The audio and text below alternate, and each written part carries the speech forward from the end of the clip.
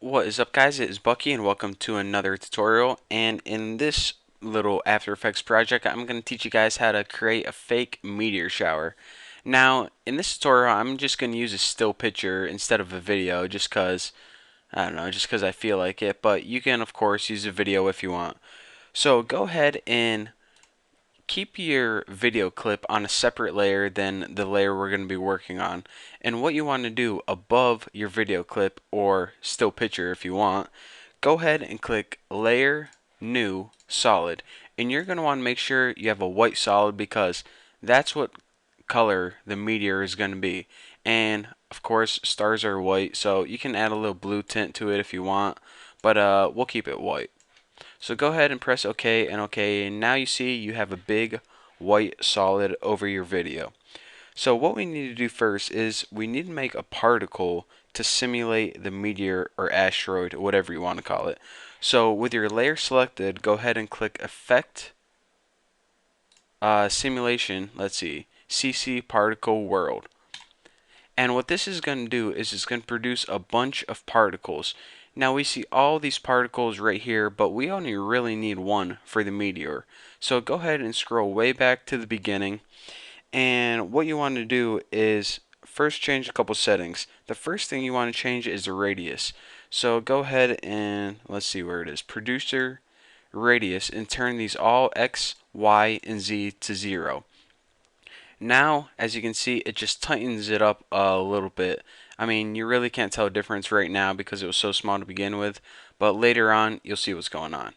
The next thing after that, let me go ahead and scroll right here, is you want to change all your physics to 0. So go ahead and change your velocity and your gravity and also your extra to 0. And now you see, instead of a bunch of particles ski, now you only have one particle right there, even though you can't even see it.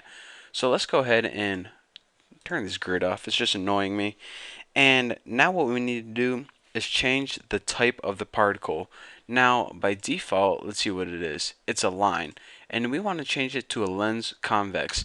And this is just because a lens convex, this is how it interacts with that white background. And as you can see, it now takes the form of the background, which is white. And it's just probably the most accurate particle for what we're going to be doing, and that's creating an asteroid. For other effects, you want to choose other stuff, but for now, this is good to go. So now you see that there's just one particle chilling there right now. And while we're here, we might as well adjust the burst size and turn this way down to like 0.02 and this size down to like 0.02 or somewhere around there. We're going to be messing with this later on, but for now, here's a good start. So now that we lowered the burst size and the depth size, what you want to do is go to the point in your movie. I'm going to start mine in 2 seconds. You probably don't want to start it right at the beginning because it'll look unnatural. Go to like 2 seconds in your movie or something.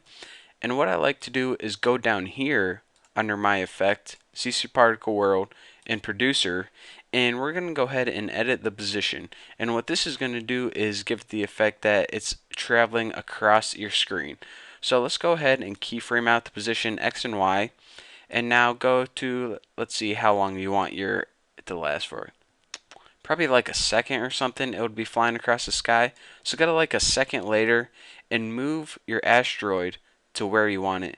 And I'm going to want mine to appear like it's going down and to the left a little bit. So what I'm going to do actually is I want to move it up to begin with. And there we go. And now let me just you could tinker with your position too. So right there, so that's pretty much where I want my asteroid to go. And you know what? I'm even going to do this. Move it a little bit farther out. There we go. So now here's what we have going on right here.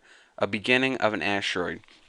Now you see the first problem we have right here as this asteroid has like the world's longest tail in the world. So what we need to do to fix this is shorten the longevity. So you do this by, the longevity is how long the particle lasts. So go ahead and bring this down to about, I don't know, that looks about as accurate as an asteroid would be. So now it has actually you want to shorten that down to about maybe even 0.2. There we go.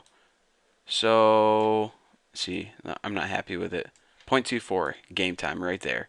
So this is about how long is an asteroid's tail would be. Perfect. So aside from this, the couple things you notice is it kind of looks like it's hitting a brick wall to begin with, and then as it ends, it's hitting another brick wall.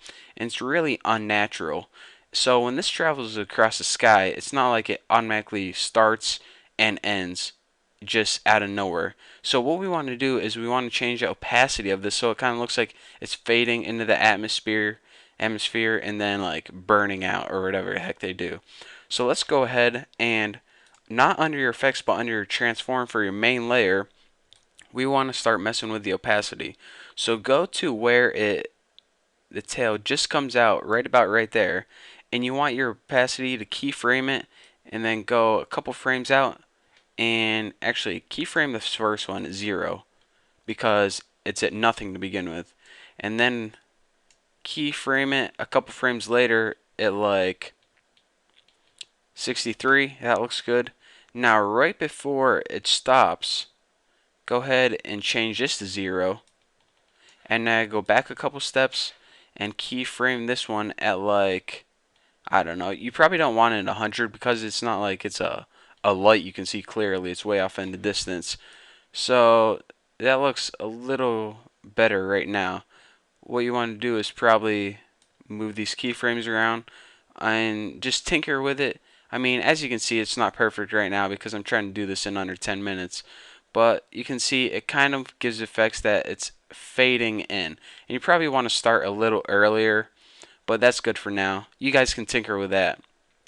But as you can see, you get the basics of an asteroid fading in, moving across, and fading out, just like that. And one other thing, aside from tinkering it so it looks like it's coming in and leaving more realistically, the other thing you might want to do is, I'm going to change my birth rate. There you go, that's a little bit better. And you also might want to add a glow to it. In order to do this, go ahead and select your white solid and go to Effect, Stylize, Glow. And now you see you have a little glow to your asteroid. Kind of makes it look more, I don't know if it looks more realistic, but it definitely looks a lot cooler. So that is your 10-minute tutorial in how to make an asteroid fly across the sky in After Effects. So that's it for now. I'm out of time. Thank you guys for watching. Don't forget to subscribe, and I'll see you next time.